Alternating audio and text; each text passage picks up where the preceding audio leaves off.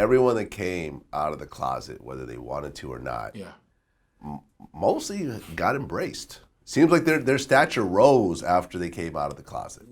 Hey, man. You know, I haven't seen anyone get blackballed forever. You know what I mean? For example, like, you know, me and Michael Franzese, we were talking about the J. Edgar Hoover situation. Yeah, he was And he was gay and a cross-dresser. Yeah, he was gay, cross-dresser, and hated black people. That's why I keep telling gay people, gay is not like being black.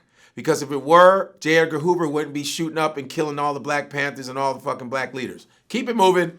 Well, you know, the mafia had photos of him wearing, you know, women's clothing and such, and they held that over his head. And this is why he said that the mafia doesn't really exist.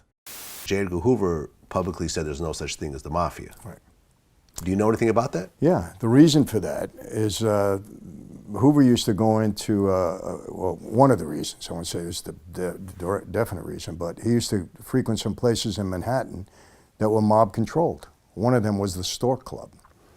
And I was told upon good information that he was there with his boyfriend at the time. And the Stork Club at the time was bugged and wired because the owner of the Stork Club, a lot of celebrities would come in there. He would wire and bug these people and actually extort them or have information on them to either keep them coming to the club or whatever else he was doing. So he happened to catch Hoover and his boyfriend on tape in the bathroom doing some stuff that they shouldn't have. And they held it over Hoover's head. And that was one incident that caused Hoover to never admit that there was a mafia. Right. I guess Hoover was also a cross-dresser. Yeah. And I heard there was photos and so forth. They had photos and everything else. They knew for sure. He would never admit to the existence of the mob. Because at that point, if you were exposed as a homosexual, it was the end of life as you know it. Correct. These days, it's a little bit different. Correct. You know, that was, you know, that's why he pushed all his attention towards the Black Panthers. Because he had to ignore the mafia and let them do whatever they wanted to do. Yeah. You know, but, you know, we talked about this. Back then, someone being exposed as gay was going to be a career ender. True. 2019, the CEO of one of the biggest companies in the world, Apple, is openly gay and no one cared. No, because it's like, you know? Are you doing good work?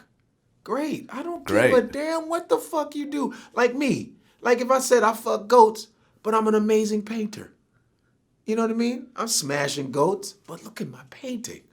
That should not have anything. Sex should be totally separate from how you treat people, how you know what I mean? Right. It shouldn't matter. If it's legal sex. Okay. And in America, bestiality is illegal. So I'm just saying. But go to Brazil, you can fuck all the goats you want. You can fuck all the goats. All the goats you want, all the dogs you want. There's a lot of stray dogs too. Right. A lot of stray dogs. There's so much dog ass out there. I remember being in Rio de Janeiro and walking by like a porn shop. Yeah.